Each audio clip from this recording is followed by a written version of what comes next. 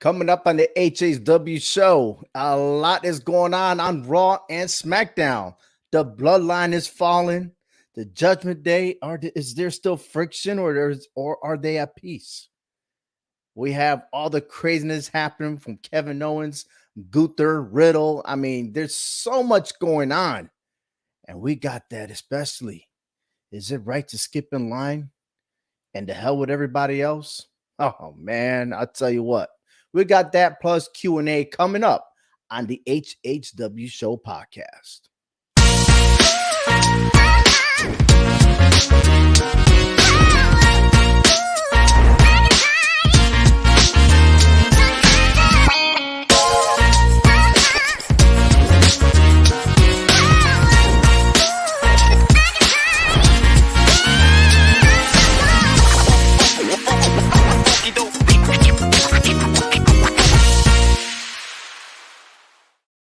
Welcome to the HHW Show podcast featuring the one and onlys, Heck V, Frank C, and myself, Obi-Wan. And again, thank you. And for the new subscribers, again, thank you for following us, because all we're doing is bringing you the podcast entertainment. And it's all about superstars, wrestling, and of course, the main focus is the WWE. But hey, we also talk about the Northeast Wrestling and some other promos. But hey, the hot topic today, all right, breaking news is Fastlane is coming back to the WWE. What a way to bring that back on my month birthday. Loving it. Join it. Yes, and you know what? I had to do some digging as to remember all these events that's happened on the Fastlane, okay? And it's going to happen in October 7th in Indianapolis, the home of the Indiana Pacers. And it's go back to the very first Fastlane, as you can see on screen right here, okay? And I'll zoom it up real quick.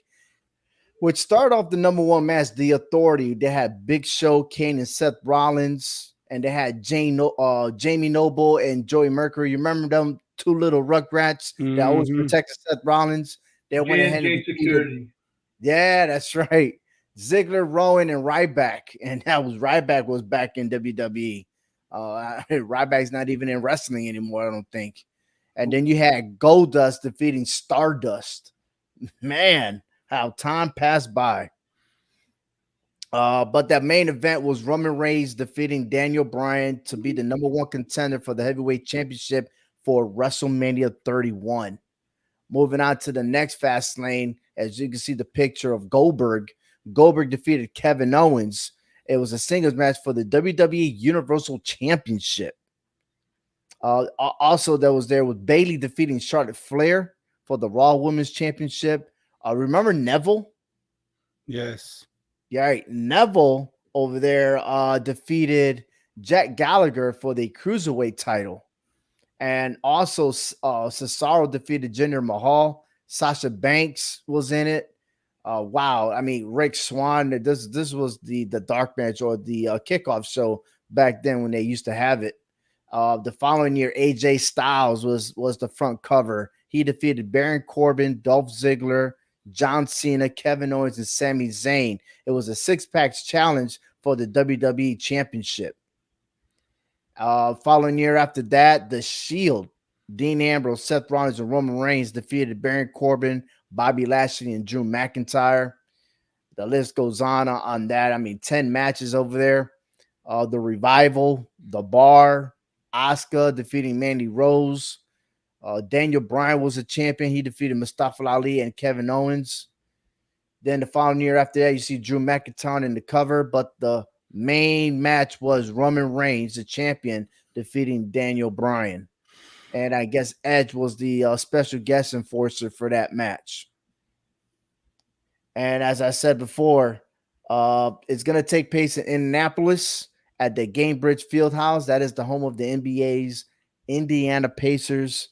I mean, I'm glad, I'm happy that I'm excited about it in a certain way because they're bringing it back. But at the same time, you know, when it comes to the month of October, the first thing I think about is Halloween. And what better to have Hell in a Cell in the month of October? It used to be that way. but Fastlane seems to be a better option for WWE. Yeah, why not? I mean, change it up a little bit. It's okay.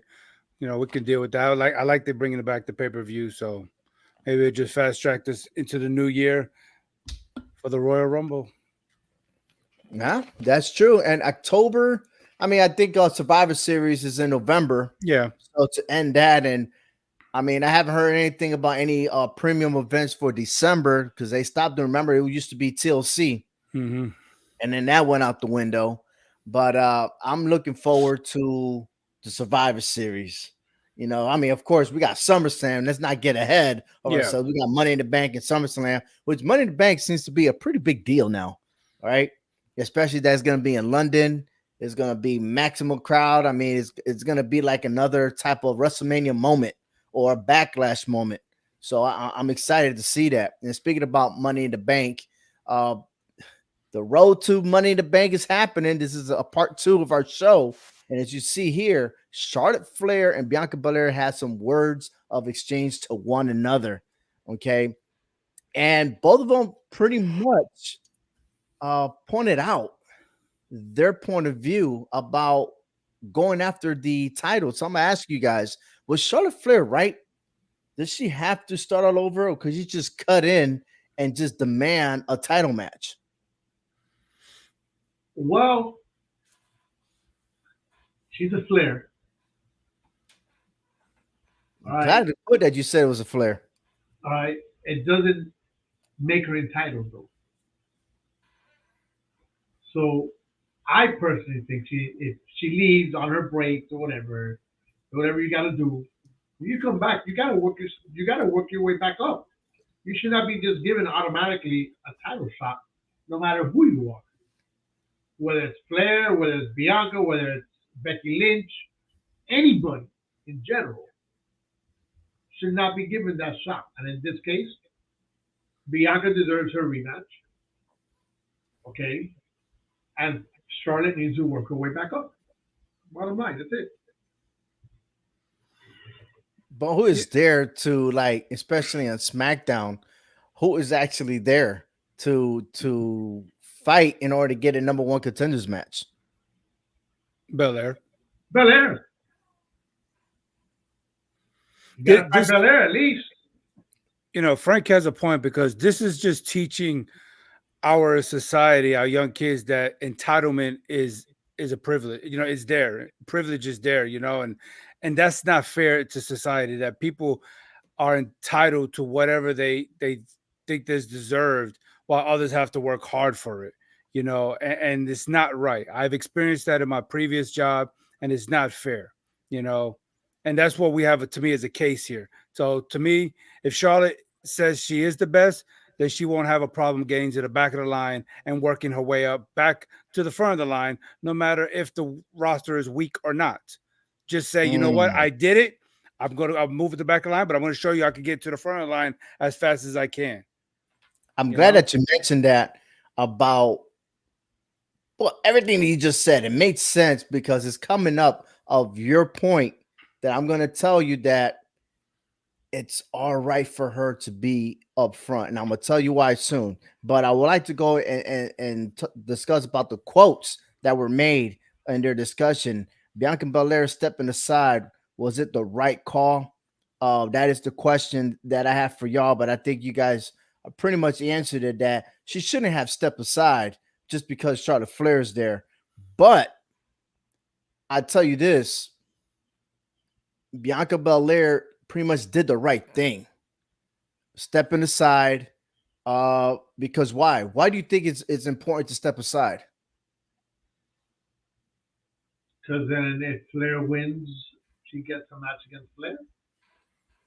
Well, I mean, that is the deal, right? But someone who avoids confrontation may simply feel a fight isn't worth the energy, because we've been through this before. Charlotte Flair has done this before so many times, and Bianca Belair probably knows the history, right?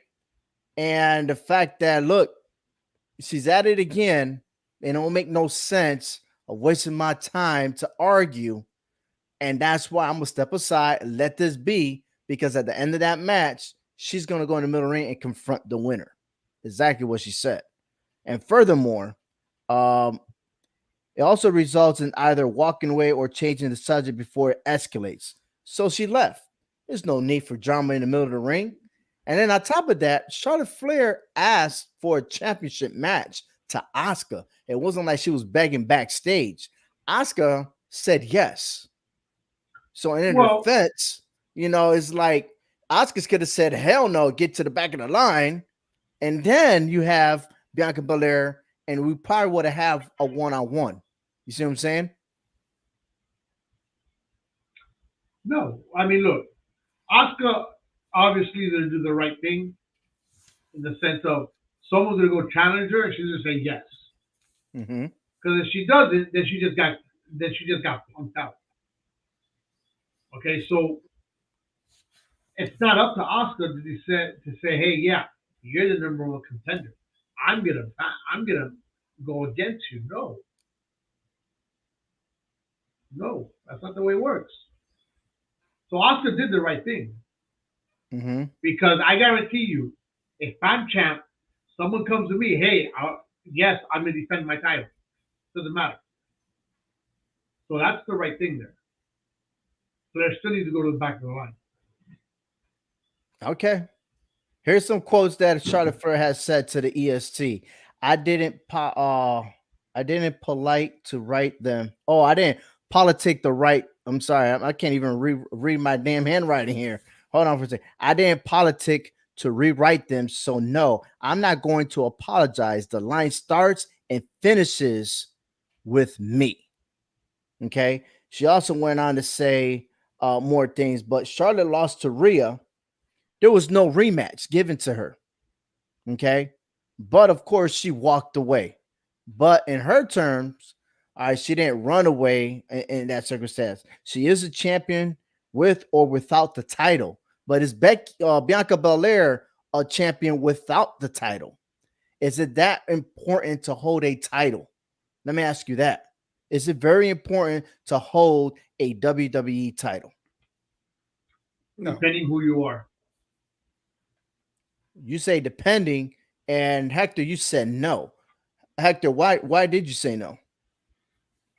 I mean, okay, you have to eventually be a champion, but you don't have to hold that title.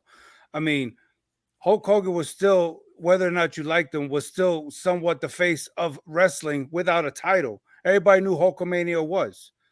John Cena, everybody knew who John Cena was. They still know who he is outside of the ring. His popularity makes him a champion.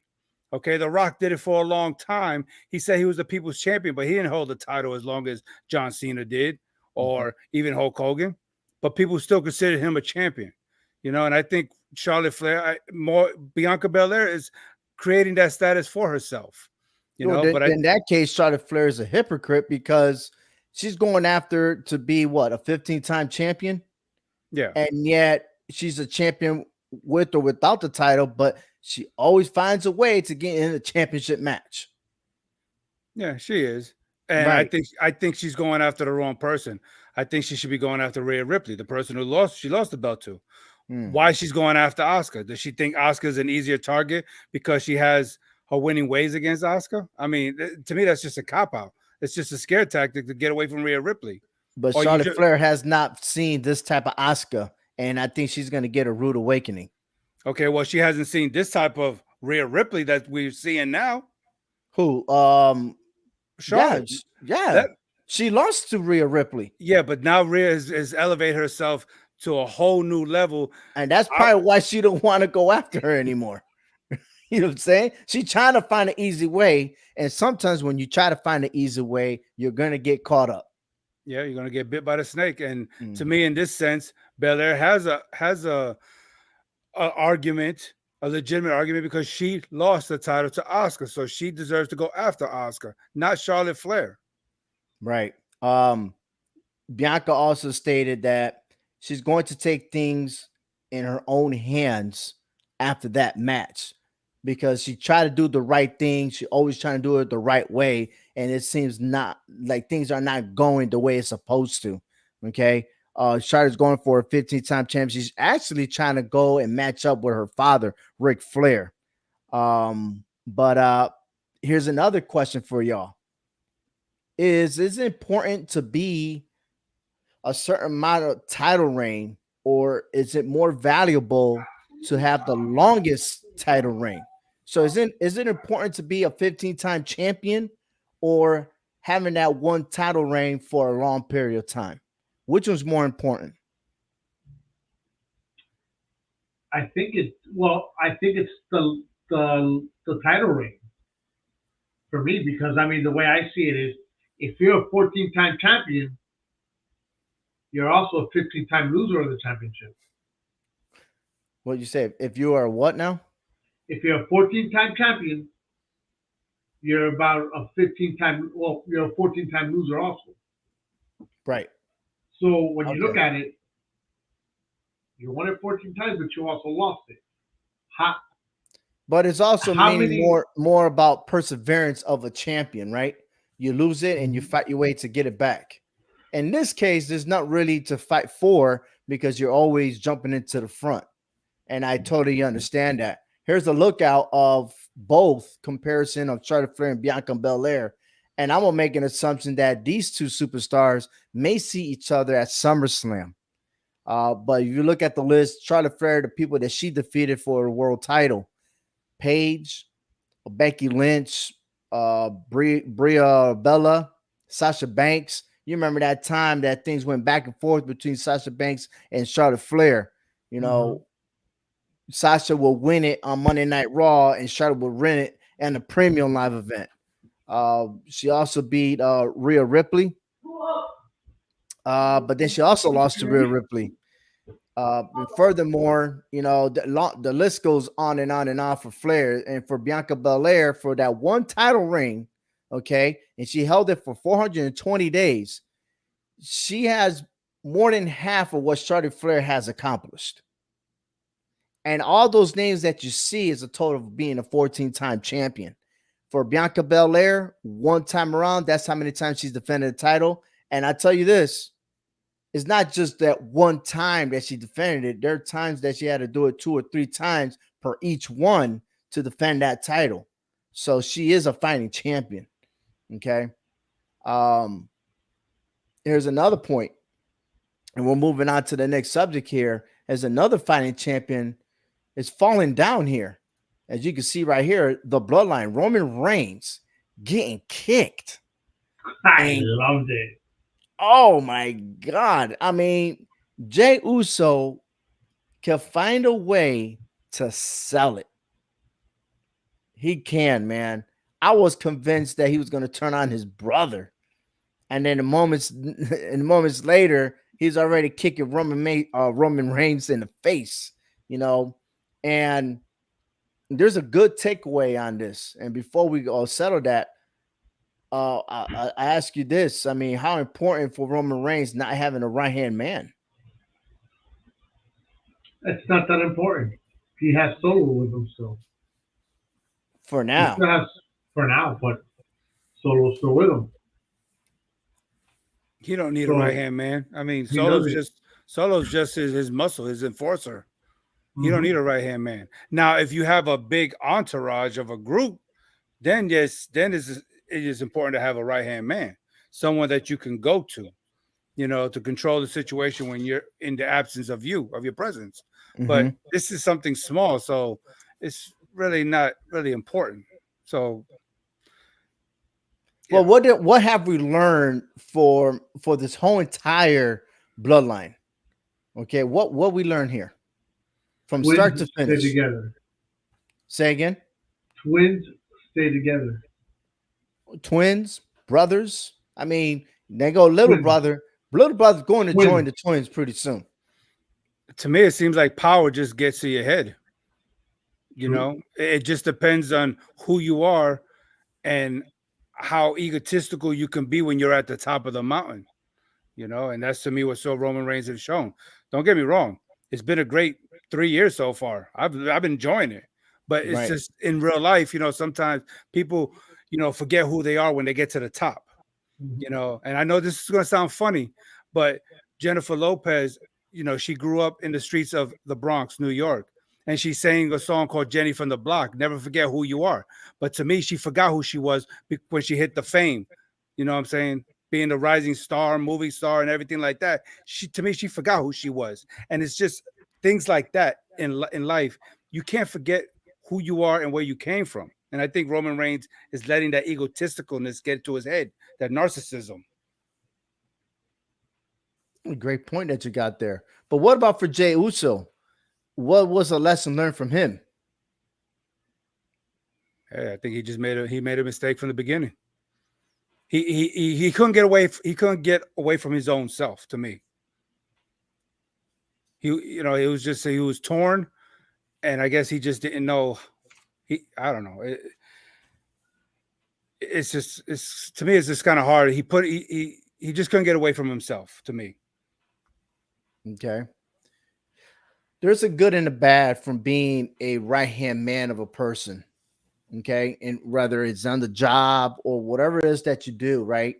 And I want to share this with you guys because a right-hand man is one reliable person to turn to. It simplifies your decision making since you can automatically delegate most of your tasks to a particular person. Easier to communicate. There's only one source of information, and you have a successor. And that's what Roman Reigns was trying to do, is have a successor, because he's not going to be the tribal chief for a long period of time. He knows that his clock is about to expire, and he wanted Jey Uso to be the right-hand man, or so-called, we believe that was the point. Okay. But the bad thing about this is that one source of information you heavily rely on. It also means that your view of the world can be seriously distorted by the views and beliefs of that person. You should every now and then talk also to someone else. In the Bloodline, everything stuck with the family. It was just pure family, right? There's no outside. The only really outside source was Paul Heyman, but he was the advocate, right? To who? To Roman Reigns, right? You don't develop the rest of your team. Okay. That means you spend most of your time with one person, and that inevitably means you ignoring the needs of the rest of the organization that may lead to instability and poor performance of the team. So when you rely on one and pretty much you're micromanaging, forcing someone, as we saw this happen, right? That Roman Reigns lost control. And when people disagree, and yet you still continue to focus and push and push and push, there's going to be a disconnect. And that's what we saw here. That is the reason why the Bloodline fell down. Sami Zayn tried to point that out, and it didn't work. Sami Zayn proved himself that even though he was not blood related, but he is down with the Bloodline, and he sacrificed himself, and still they did acknowledge him. Just like Roman Reigns wasn't acknowledging the Usos, and when they lost the titles, he's pretty much really turned his back on them because he tried to take it on his own self with Solo to win those titles. You know, I feel like Jay didn't have a choice of being a right-hand man. He was forced into it. And it was something that he probably couldn't get himself out of. So he had no other choice but to just follow suit. Because the time that he lost the match at Hell in a Cell? Yeah. And then his brother came in to defend him, said, hey, no more. We acknowledge you. And that's when the Bloodline and the tribal chief started during that point. So, yeah, that's you're absolutely right. And you see sometimes he's left scratching his head like, what did I do? What did I do? He didn't have to say it. You see that face expression of him, like sometimes he's lost, always trying to find a way, but the answer is always with his brother. And he's always going to rely on his brother. Yeah. And I think that was what Frank has been trying to say all along, is that he's, no matter what, he's going to stick with his brother. His twin. His twin. Always. Mm-hmm. That's what's going to make him more dangerous now. No, of course it will. Well, they have a match against each other at Money in the Bank, So, I can't wait until see what the outcome is. All right, but there's more to it from the bad. You don't build scalable organizations. You are getting dependent. Single point of failure right there. You will be seen as playing favorites. You create a sense of entitlement in that person. And I like the way you will be seen as playing favorites because we've seen that already, right? We've seen how the favorites now always on solo now. It's not the Usos, no one else. And then Paul Heyman is really the devil of all, right? Because he always finds the right words to try to motivate you, but he's always doing the dirty work.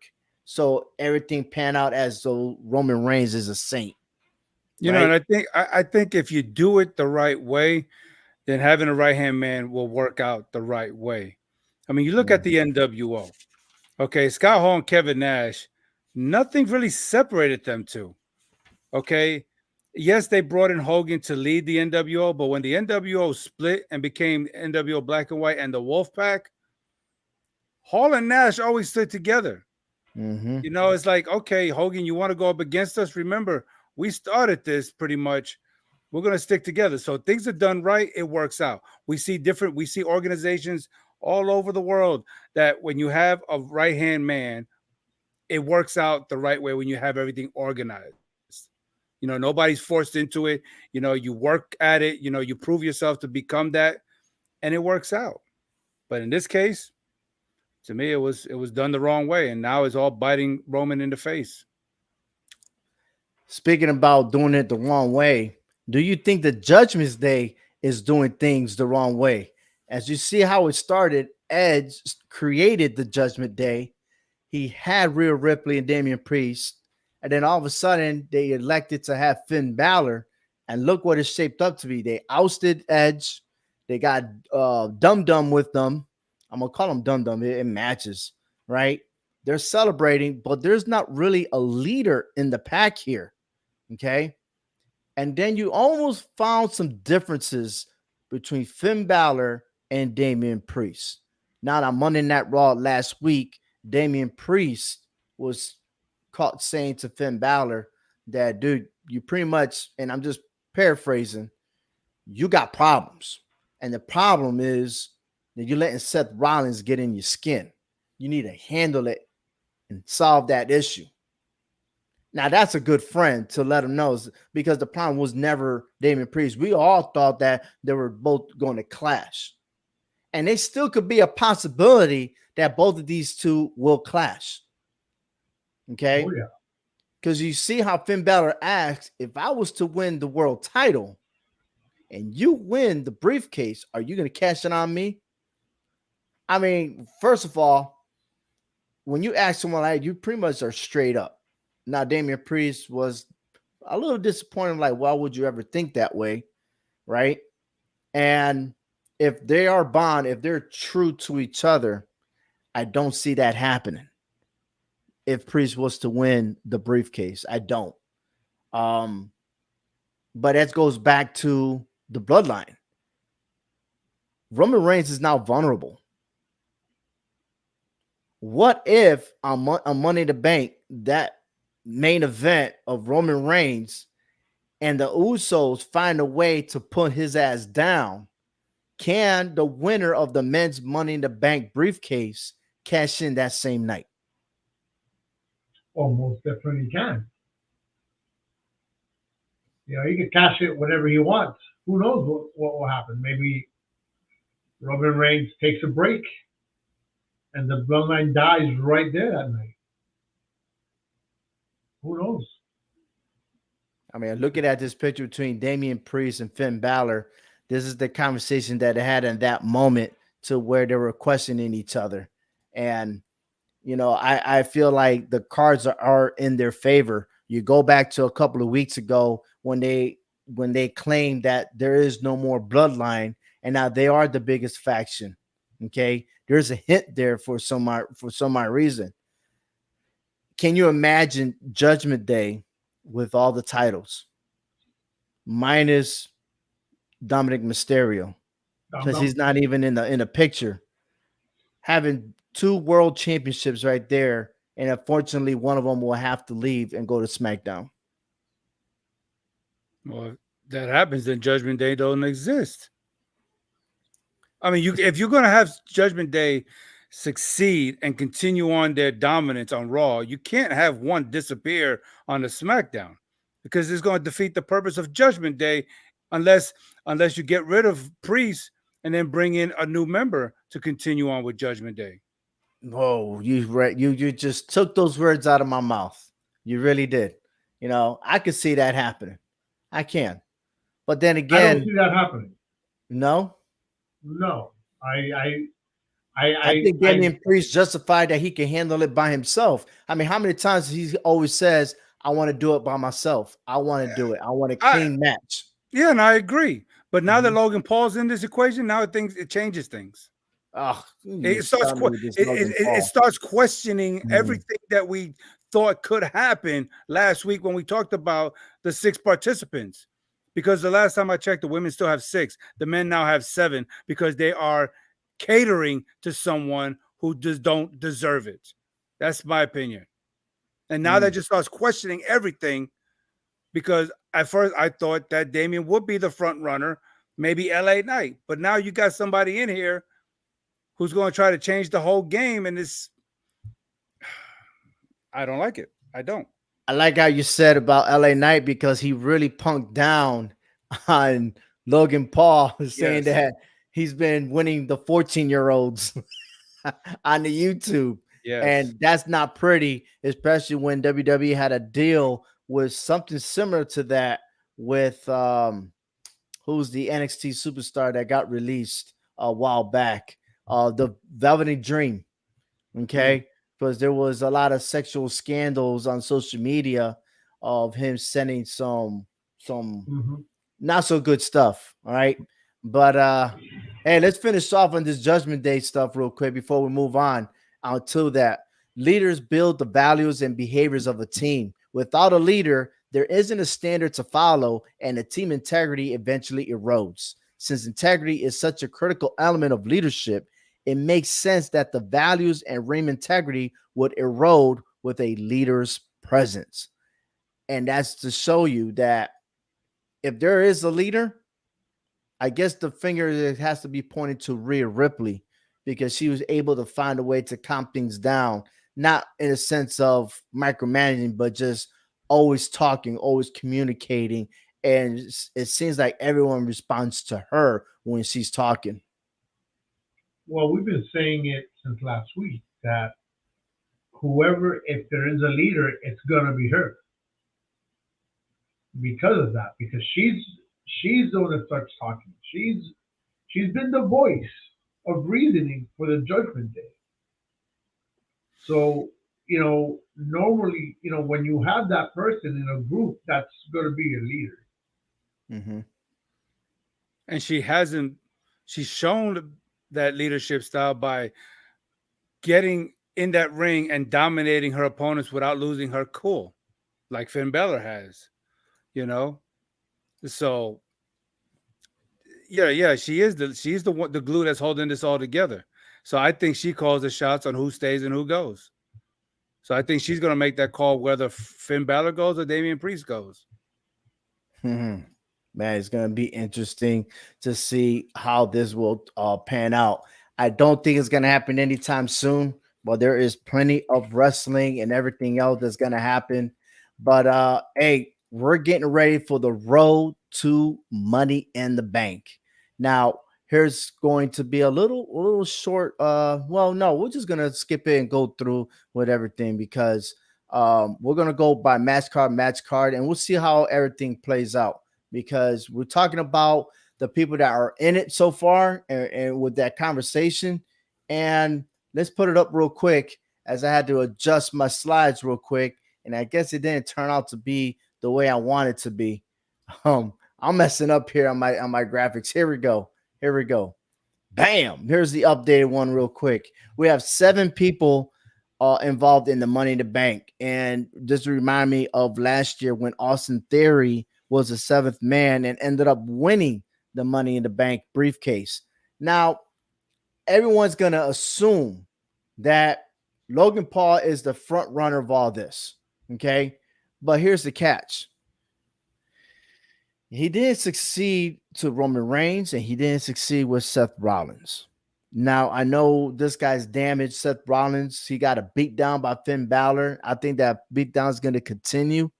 And I think that Seth Rollins, it looks like he is more vulnerable to losing it on that day, Money in the Bank, after his match. But if I'm looking at it, I think everyone is trying to think that Logan Paul and make it predictable. But if you know Triple H, he always finds a way to make things unpredictable.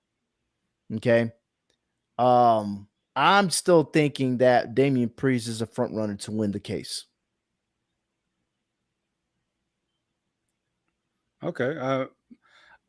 I'm starting to lean towards LA Knight. I mean, you know, if they're gonna but when you say LA Knight, you got to do the moves, baby. LA Knight, baby. Come on. Yeah. Because I mean, you're right. I mean, if this is a ploy to get Logan Paul to set up a storyline with somebody else, it could be Ricochet. Because why was Ricochet the first one to come out to say something? Well, them two always had something special, and that was wasn't it the Battle Royal? The Royal Rumble? The Royal Rumble, excuse me. Yes, both I of them went were at at the it. end of the ropes and they jumped in the middle and collided. That was spectacular. You know, that I mean, that's a match that I'm looking forward to, but I don't think that's the match. I would like to see Logan Paul versus LA Knight. Well, we don't know where Logan Paul is going to go, though. SmackDown or Raw. We really don't know. He's a free agent. Right. No, but you know what? I think he'll remain on Raw. I really do, because if he was supposed to be on SmackDown, he would have made his presence there already. Because being the briefcase holder, I don't see him going after Seth Rollins because Judgment Day has Seth Rollins on lockdown. Okay. And then I'm sorry, I just don't see Roman Reigns losing that title anytime soon. Even if it was the Usos. Aren't they 1-on-1? Don't they got one victory each? Who? Between Logan Paul and Seth Rollins? Okay, but still, even if he has that briefcase, the Judgment Day is gonna block him on that. They're not. I mean, as long as Finn Balor is around, he's gonna hold back that briefcase from cashing in on Seth Rollins, and they may even cost him from even winning that. I'm just saying. Okay. So to me, Logan Paul don't have a chance with Judgment Day hanging around. Gotcha. That's a good point. Maybe. Yeah, maybe. It's just a theory. Just a theory. But then again, Austin Theory's not in it. Yeah. All right, think, Frank? I didn't even hear. Yeah, I didn't even hear your point. Like, who do you think is, as of right now, who do you think is the number one to win that briefcase? I'd stick with Damian Priest. You know, when I saw Logan Paul show up on Monday, I was like, oh man, they're gonna flip this around. It's gonna be Logan Paul. I hope not, and I don't see why they're gonna have Logan Paul win the match unless he's gonna go for a title, obviously, right? But we know Roman Reigns is gonna stick around for a while longer as champion. Seth Rollins just got the title, so it doesn't make any sense for Logan Paul to come in and win a title. We're going to revisit this one more time, and when we answer, I'm sure it's going to be a quick answer. But there's one more person that we haven't talked to, and I'm going to save it for later on this one. All right, but we're moving on because this Friday night on SmackDown, the winner of this match will be the final spot for SmackDown. And this match is not only the 7th, it is a replacement, because if Shotzi defeats Bayley, Bayley's out and Shotzi's in. That's interesting. It's going to be interesting. Okay. Yeah, I'm going to tell you that both of these females will be in the ladder match to make the 7th woman Shotzi. Why? Because I think Io is going to be a distraction in the wrong place at the wrong time. And the referee is going to call a disqualification for both these females to move forward. It's a prediction. Yeah, Could be. I'm leaning to Shotzi winning this cleanly because Hero is going to be the deciding factor in this. Yeah, I agree with that. Okay. All right. I mean, if you look at it, man, and again, I'm messing up with my slides because I thought I had this going on. You see that Trish Stratus made it, Oh Hmm. right? God. But she also has her right hand woman by her side, right? Hmm. Why not Bailey and Io be together on this as well? Yeah, I could see a point there. I mean, that would kind of even the odds out. That could be. Yeah, I like it. I like it. Also on SmackDown is the undisputed tag team titles are on the line. This is going to happen in London. It's a live event. I think we're going to see the replay of this because it's going to be at night for us. Um, I just don't think the titles will change. I don't think they will either. I don't think so either. I'm Not just against Pretty Deadly. I think Pretty Deadly's going to be eventually tag team champions. And if they're trying to bring them up, I mean, eventually they will get these tag titles.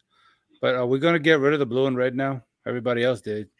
I think Or are we waiting for somebody to win it? exactly, could this be the moment that somebody could win it? I mean, Kevin Owens sometimes, man, he's a hot mess. I mean, that's the gimmick that he's playing right now. And I like it and I don't like it at the same time. I still like him being a smart ass and being the tough guy, but him being crazy, he always want to fight all the time. It's just a little bit abnormal to me. But I think that whoever wins those titles from them might get the opportunity to get a new championship tag team belts. Okay. That's my opinion. We also got Seth Rollins versus Finn Balor. We talked about this a lot already, but we're going to save this one for next week in our prediction show. We also have Cody Rhodes versus Dominic Mysterio. Some don't. I'm going to tell you right now that my prediction will be Brock Lesnar making an appearance because the next one will be SummerSlam. Okay. And if you're paying attention to the storyline, every time Cody Rhodes mentioned about Dum Dum, right, he always brings up Brock Lesnar's name out of his mouth, saying that, he don't want to accept the challenge. But again, Brock Lesnar is always the quiet one, comes out of nowhere. And the thing is that it's usually Money in the Bank. He comes out of nowhere. I think that's gonna happen. We're going to see a surprise at the Money in the Bank pay-per-view. We have seen that in the past. So, yeah, I think Brock could give us a surprise here in London. The London Bridge is falling down because of an F5. Who knows? Well, what's falling down is one of these two teams, Roman Reigns and Solo versus the Usos, is gonna happen. This should be the main event. Who will be the ones to be standing tall, looking good, heading to SummerSlam to Detroit? Yeah, baby. Right? Singing them tunes, singing that Motown tunes. I still think Roman, I don't think Roman's gonna lose this match. I don't think so. I don't think Roman's gonna get pinned this match, but I think Solo will be pinned. I think the Usos will win this. It just gotta be more to this story, man. I mean, not necessarily them alone. I just feel like something bigger gotta happen besides this match. No, I don't think this is going to be the last time these two teams go at it. It's either that or we're wrong and Jade turns on Jimmy. That's the only thing that you can imagine. Man, dude. Are you That serious? hey, that the right hand man Why is not Solo turn on Roman Reigns though? I don't see that one. It can, but I don't see it happening just yet. Yeah, I don't see Solo turning on Roman just yet. Because I mean, then the again, ultimate. Sorry, go ahead, Hector. I just think that, Roman needs Solo there to continue his reign as champion for a little longer. Because you leave him by himself, then, yeah, he's definitely going to be in a vulnerable state. for that title. And I'm telling you, I have a funny feeling it's going to be Jay who's going to dethrone him as the heavyweight champion. Hey. We got a long ways to go, but Roman's not losing that belt anytime Remember soon. when Roman Reigns made a deal with Judgment Day? Yeah. It ain't go as planned, but when you mess with Judgment Day, they're going to come at you. They're going to judge you. Just saying. And you don't got to be on Raw and SmackDown to cross over or anything else. And a lot of people want to go and talk about the draft. The draft was just the purpose of the draft because the NFL week had an NFL draft. Okay, that was it. All right. I'm telling you, Judgment Day, they're going to go after Roman Reigns, man. When it rains, it what? Pours. That's right. It's going to pour. They could be the deciding factor why he loses the title, but not to anyone in Judgment Day. If Damian Priest wins the briefcase, it's going to happen. It's not. All right, here we go. We're going to go to because remember the new rule: they can go after the United States title or the Intercontinental title. No. They could go. They're added.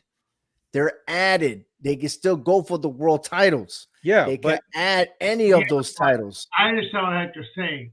Given the fact that new added rule, that rule already established last year when Austin Theory tried to catch it in for the United States Championship belt. But they're emphasizing it more. Right, but again, because they want you to persuade, they want you to pay attention to those titles and not the world titles. And then, boom, it's going to happen. No, we can finally see it happen. Gunther is making a lot of noise about who's the best man for the title, right? During the Money in the Bank qualifying matches. We saw Austin Theory try to cash in for the United States title and failed. Okay. So, yes, we already know. The only time that we have not heard is anyone cashing in for the tag team titles. We haven't seen that. People flirted, but Otis ended up losing it to The Miz. You remember that? Yeah. So I'm just saying, I'm not going to be blindsided and think it's going to be the Intercontinental Championship or the United States title. If I got the briefcase, I'm going big, baby. That's all I'm saying. I'm going big. Go big or go home. You're setting yourself up for failure right now. Why? Because Roman Reigns is vulnerable, though. No, he's not. Not as long as he got Solo with him. No. Look at the card. Look who is going into the Money in the Bank match. You have mid-carders. That's what they are. Yes. So why are they going to be put to go for a championship belt? Okay, when they can go for the mid-card belt, which is the Intercontinental title and the United States title. And the United States title. Okay. The only addition now that became a main eventer in a sense is freaking Logan Paul. Look, so you're trying to tell me that Damian Priest is not main event worthy? Okay, but Ovi, how many championship titles has been held between all 7 guys combined? 0. Come on now. Frank is right. These are mid-carders. Okay, so the opportunity for the United States or the Intercontinental title is better than going after Seth Rollins or Roman Reigns at this point. These guys are not ready for the main event at this moment. There has to be a reason why they put these 7 guys together. Logan Paul, if he was to win, you think he's going to lower himself to find a United States title? No, he's going to cash it in on either Rollins or Roman, but he will lose.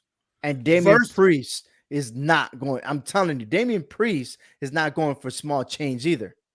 Okay, he will also lose. I don't think so.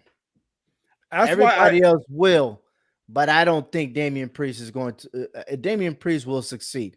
We've already seen there hasn't been a consecutive years of someone failing to cash in the Money in the Bank briefcase. Hasn't happened in history. Again, maybe he goes for the Intercontinental title. It's a Raw title. You've never seen Judgment Day cross path with the Imperium. Well, Damian Priest did get in the face of Gunther, and there's something looked like something was about to happen when he told him to go They pick had the a bone. standoff, and then he Yeah. looked back at the ring and Okay. allowed them to go in the ring to attack Riddle. But that's a teaser. That's a teaser. I But didn't don't see much forget, of a tease on that one. The it, tease will be like Rhea Ripley and Raquel. That's a big tease. okay. And now with LA Knight, you could, if you're gonna push him and he wins that briefcase, then Theory can be the one he goes after on SmackDown. Shinsuke and Ricochet's been having beef lately. Okay. There could be Right. something going on Along between with one of those. Bronson Reed. You're right. Right. So Mhm. there could be something going on there. Butch, I don't know how Butch is even in this picture. Bing, bing, bing. Stop right there because we're going to Q&A, baby. Q&A. Here we go. All right. I had this thing coming up, but we're going to close it out with some Q&As real quick. All right. And let's revisit this question. Do you think Logan Paul will win the Money in the Bank briefcase? No. No. Okay. I say no.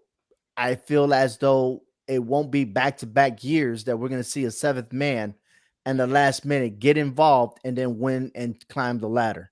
He is capable, but I got a feeling that him and Ricochet are going to clash. All right, moving on to the next question. Will Raquel Rodriguez go heel and fight Becky Lynch? Who says she has to go heel? Well, here's a catch. You know, Becky Lynch is a fan favorite.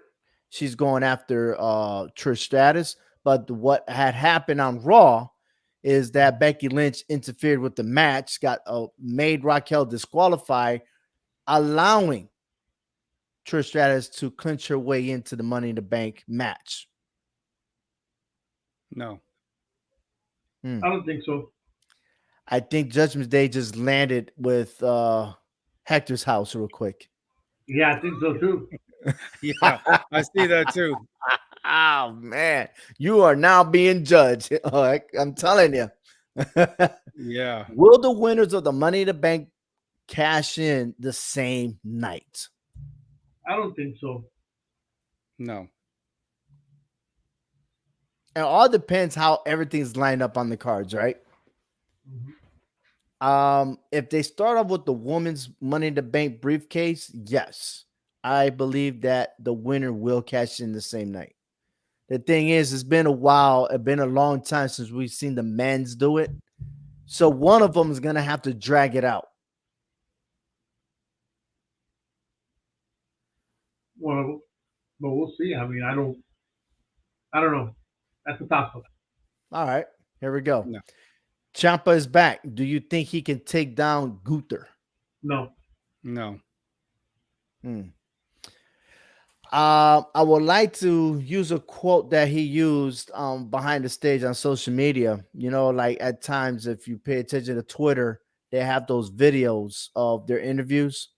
And quote, he used "do it yourself." He wants to go everywhere. He wants to dominate and everything. And if that's the case, he has to do it. You got to do it yourself. And if you know what that means, it means hashtag DIY.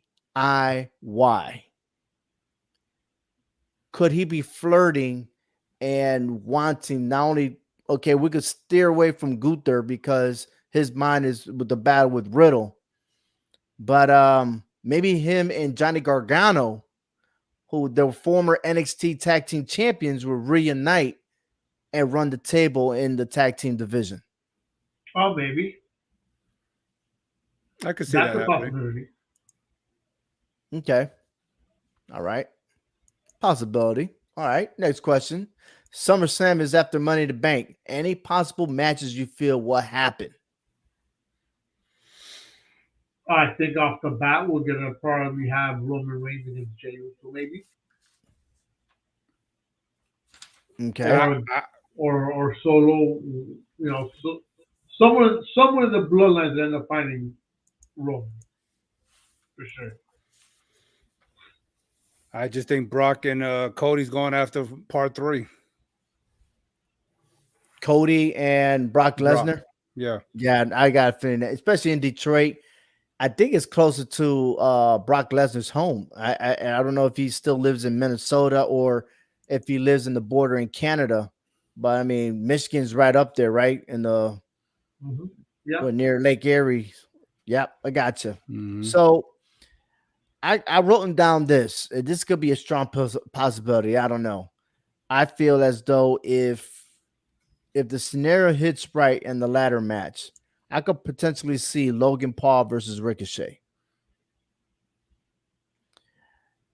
I also Possibly. could see probably Bronson Reed versus Shinsuke Nakamura, or we could see a fatal four-way between the four of those guys. There's Mhm. nothing at stake. It doesn't make sense. Oh, there's a lot that makes sense because whoever wins out of that battle could be front runner for a title shot.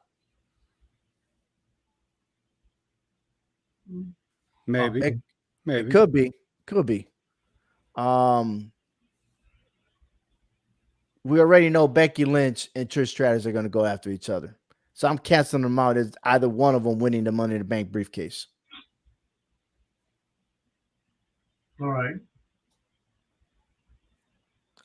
I would love to see Raquel versus Rhea Ripley, but I don't think it's going to happen. There haven't been much of a storyline unless that is a start of a storyline between them two when they had that stand down and backstage. Actually, I think we could ask Hector if I'm sure Rhea Ripley's over there at his house right now. I I think we guess should go so. ahead and ask her and you Is know. that you messing around with the screen, dude? No, Hell yeah. I'm not touching anything. I swear. No, but his hands has been on his yeah. No, man, I can't play with that screen. I find it great, but no cash too. All right. Listen, Seth Rollins has gotten beat down by Finn Balor. He's already strapped around his waist trying to defend the title against Braun Breaker. Okay. This might be a push for Braun Breaker to move up to the main roster. Uh-huh. Okay.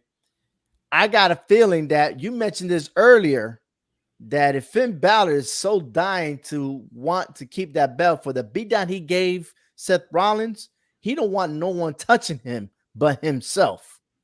Why not him showing up at NXT and then instead of having that one-on-one match, you can add to a triple threat match at Money in the Bank? No, I don't like that. And I like it because of right now, knowing that we're live, I see Seth Rollins and Carmelo Hayes talking to one another. So they're laughing and everything else. So I know I got it on mute. So I definitely don't Yeah. know what they're talking about, but it's nice to see gold on both of them. You know, if you didn't know, Carmelo Hayes, he had a career in Northeast Wrestling, which is the local wrestling here in the state of Connecticut. So it's pretty cool to see someone his caliber with amongst stars like Bobby Lashley, Cody Rhodes, and all them. So I could see him doing big in the main roster as well. But man, with Ron's getting beat down and everything, it's just so much signs are pointing that someone's going to cash in on him. It could be him, Roman Reigns. Well, then again, like you said, it could be anybody. Um, I don't know. I don't know. Just a lot going by. And one lastly before we go, the Money in the Bank briefcase. I wanted to hold off to this one right here. I told you I'm going for Damian Priest, but the wild card in all this is what you mentioned, Hector, and that is Butch. No one's talking about Butch. I don't see any scenario where he wins. I don't. This is the guy that I believe he was a NXT UK heavyweight champion, Yeah, right? You'll be surprised what this man could do. He could do a lot more than looking small and skinny. I mean, this guy, he's ruthless. I don't Just take none saying. away from his abilities. I mean, he's proven himself in that ring time and time again. But his gimmick right now in the main roster is not, to me, anything championship worthy for any title. Mm. Hmm. And what is championship worthy? Are we talking about like you, Hulk Hogan? How he he doesn't like the current roster because no one looked like him. They all look like they worked at Walmart or the grocery store putting groceries in bags. I mean, that's what he said. I wanted a podcast, so I don't know.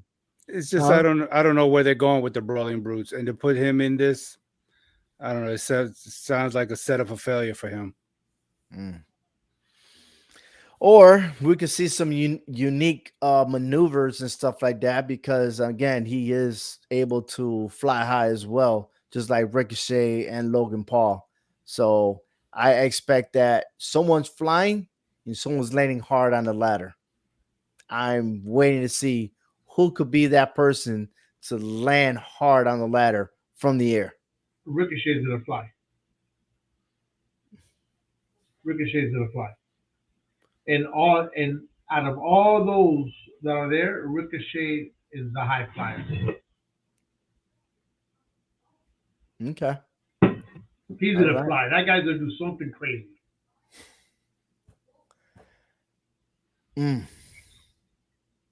That's a wrap. We covered everything that we needed to cover. I like it. My Judgment Day. Yeah. Hector, honestly, man, what you doing over there, though? For real, though. I have no idea. No, don't even give me that crap. I have no idea. I don't do anything that I know around here. Trust me, I am not computer savvy. I don't know how to do anything on this damn thing, but just get on. Turn it on, turn it off. It's only you, unless Frank, what you doing? I can't do nothing. I cannot do nothing. I swear to God. Trust me. I look to see if I could go ahead and go into his camera, and I can't. I could mess around with his mic. That's the only thing I could do. Let's see. I could mess around with his mic. I could change his name to. Oh yeah. Hector C. You could definitely change his name. I could definitely change his name. Well, I'm gonna have to call Casey Navarro so he could call Real Ripley and see, hey, what's the deal? Like, because I think he got hacked. Watch us come out of this, and his screen goes clear. Yeah. I don't know what made it go purple. That's crazy. Well, you've been dark purple, light purple. Now it's dimming again. I don't know what you're doing over there. I ain't doing nothing. That's why I don't touch nothing. Once I got it on, I don't touch nothing. You better get your IT tech around, man. Yeah. For real. Judgment Day. I'm the unofficial fifth member. Oh, yeah, I see that. Anyways, hey, this show is brought to you by the HHW Show podcast, the CMG Central Sports Network, and also please visit our website, hhwshow.com, for the latest blogs, videos, and of course, our audio podcast. I'm with Frank and Hector and myself, Obi-Wan. Thank you for watching. Please, if you're new to the show, subscribe. If you're coming back, please, thank you so much for returning because, again, this is all about entertainment. We love this, and we give it our all, and I appreciate your support. So thank you once again. Let's enjoy some more wrestling, shall we? Oh, yeah. Come on. Wait a minute. You're LA Knight, right? Yeah. Or you Judgment Day? Night. Yeah. Yeah, baby.